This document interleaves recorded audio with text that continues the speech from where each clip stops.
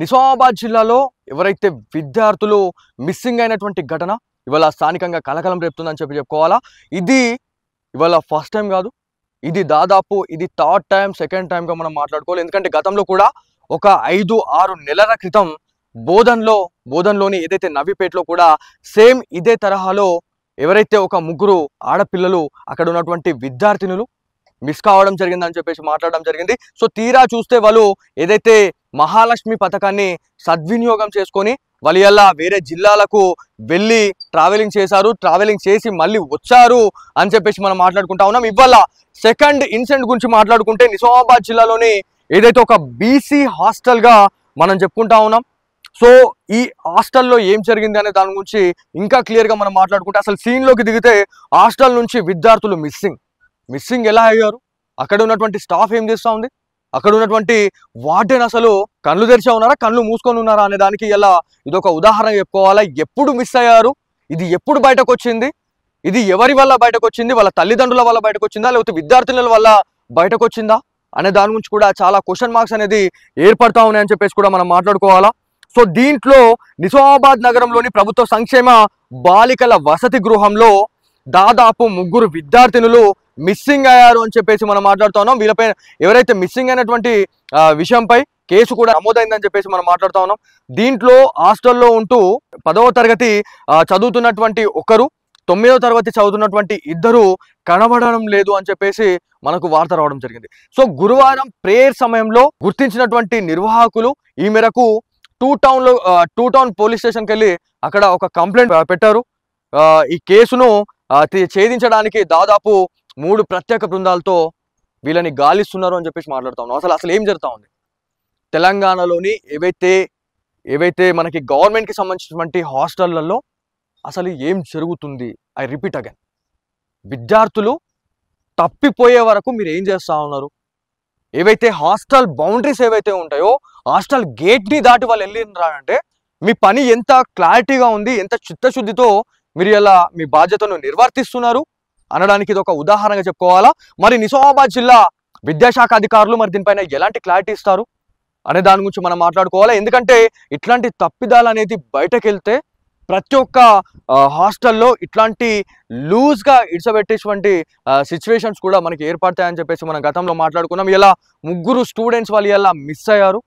మరి ఇది ఎప్పుడు ఈ కేసుని ఛేదించడం జరుగుతూ ఉంది?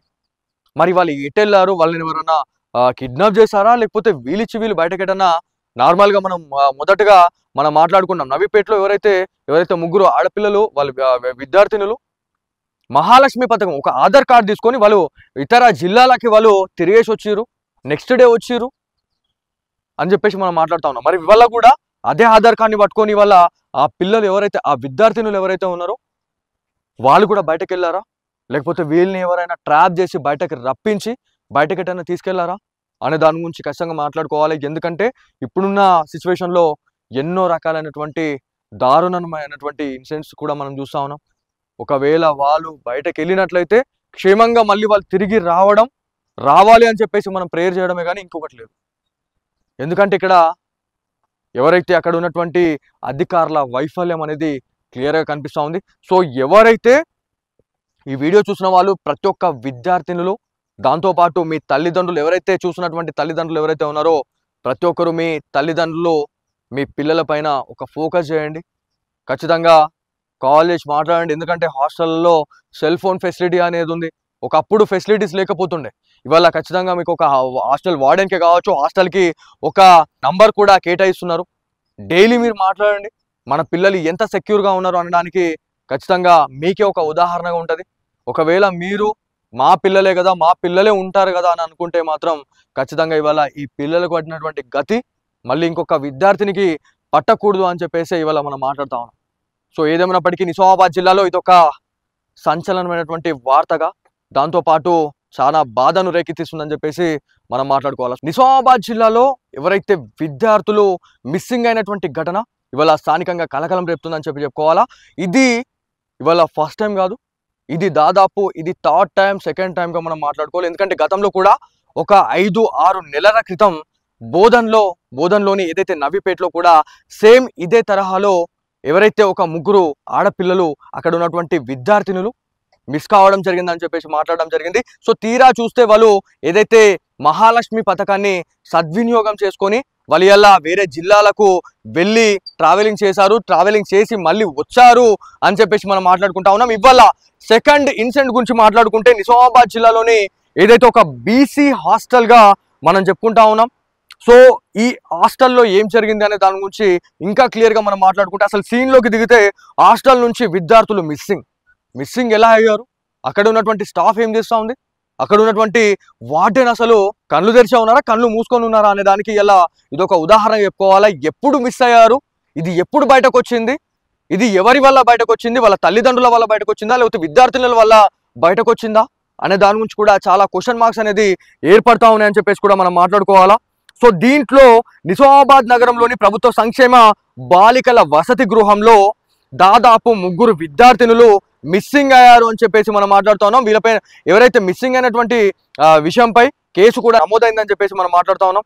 దీంట్లో హాస్టల్లో ఉంటూ 10వ తరగతి చదువుతున్నటువంటి ఒకరు, 9వ తరగతి చదువుతున్నటువంటి ఇద్దరు కనబడడం లేదు అని చెప్పేసి మనకు వార్త రావడం జరిగింది. సో గురువారం ప్రేయర్ సమయంలో గుర్తించినటువంటి నిర్వాహకులు ఈ మేరకు టూ టౌన్ పోలీస్ స్టేషన్కి వెళ్ళి అక్కడ ఒక కంప్లైంట్ పెట్టారు. ఈ కేసును ఛేదించడానికి దాదాపు 3 ప్రత్యేక బృందాలతో వీళ్ళని గాలిస్తున్నారు అని చెప్పేసి మాట్లాడుతా ఉన్నాం. అసలు ఏం జరుగుతూ ఉంది తెలంగాణలోని ఏవైతే మనకి గవర్నమెంట్కి సంబంధించినటువంటి హాస్టళ్లలో అసలు ఏం జరుగుతుంది? ఐ రిపీట్ అగైన్, విద్యార్థులు తప్పిపోయే వరకు మీరు ఏం చేస్తూ ఉన్నారు? ఏవైతే హాస్టల్ బౌండరీస్ ఏవైతే ఉంటాయో హాస్టల్ గేట్ని దాటి వాళ్ళు వెళ్ళినారంటే మీ పని ఎంత క్లారిటీగా ఉంది, ఎంత చిత్తశుద్ధితో మీరు ఇలా మీ బాధ్యతను నిర్వర్తిస్తున్నారు అనడానికి ఇది ఒక ఉదాహరణగా చెప్పుకోవాలా. మరి నిజామాబాద్ జిల్లా విద్యాశాఖ అధికారులు మరి దీనిపైన ఎలాంటి క్లారిటీ ఇస్తారు అనే దాని గురించి మనం మాట్లాడుకోవాలా. ఎందుకంటే ఇట్లాంటి తప్పిదాలు అనేది బయటకు వెళ్తే ప్రతి ఒక్క హాస్టల్లో ఇట్లాంటి లూజ్గా ఇడ్చబెట్టేటువంటి సిచ్యువేషన్స్ కూడా మనకి ఏర్పడతాయని చెప్పేసి మనం గతంలో మాట్లాడుకున్నాం. ఇలా 3 స్టూడెంట్స్ వాళ్ళు ఇలా మిస్ అయ్యారు. మరి ఇది ఎప్పుడు ఈ కేసుని ఛేదించడం జరుగుతూ ఉంది? మరి వాళ్ళు ఎటు వెళ్ళారు? వాళ్ళని ఎవరన్నా కిడ్నాప్ చేశారా లేకపోతే వీళ్ళు బయటకు ఎటన్నా నార్మల్గా మనం మొదటగా మనం మాట్లాడుకున్నాం నవీపేటలో ఎవరైతే 3 ఆడపిల్లలు వాళ్ళు విద్యార్థినులు మహాలక్ష్మి పథకం ఒక ఆధార్ కార్డు తీసుకొని వాళ్ళు ఇతర జిల్లాలకి వాళ్ళు తిరిగేసి వచ్చిర్రు, నెక్స్ట్ డే వచ్చిర్రు అని చెప్పేసి మనం మాట్లాడుతూ ఉన్నాం. మరి ఇవాళ కూడా అదే ఆధార్ కార్డుని పట్టుకొని వాళ్ళ ఆ పిల్లలు ఎవరైతే ఆ విద్యార్థినులు ఎవరైతే ఉన్నారో వాళ్ళు కూడా బయటకు వెళ్ళారా లేకపోతే వీళ్ళని ఎవరైనా ట్రాప్ చేసి బయటకు రప్పించి బయటకు ఎటైనా తీసుకెళ్లారా అనే దాని గురించి ఖచ్చితంగా మాట్లాడుకోవాలి. ఎందుకంటే ఇప్పుడున్న సిచ్యువేషన్లో ఎన్నో రకాలైనటువంటి దారుణమైనటువంటి ఇన్సిడెంట్స్ కూడా మనం చూస్తూ ఉన్నాం. ఒకవేళ వాళ్ళు బయటకు వెళ్ళినట్లయితే క్షేమంగా మళ్ళీ వాళ్ళు తిరిగి రావాలి అని చెప్పేసి మనం ప్రేయర్ చేయడమే కానీ ఇంకొకటి లేదు.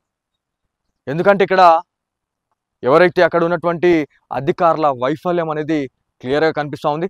సో ఎవరైతే ఈ వీడియో చూసిన వాళ్ళు ప్రతి ఒక్క విద్యార్థినులు దాంతోపాటు మీ తల్లిదండ్రులు ఎవరైతే చూసినటువంటి తల్లిదండ్రులు ఎవరైతే ఉన్నారో ప్రతి ఒక్కరు మీ తల్లిదండ్రులు మీ పిల్లల పైన ఒక ఫోకస్ చేయండి.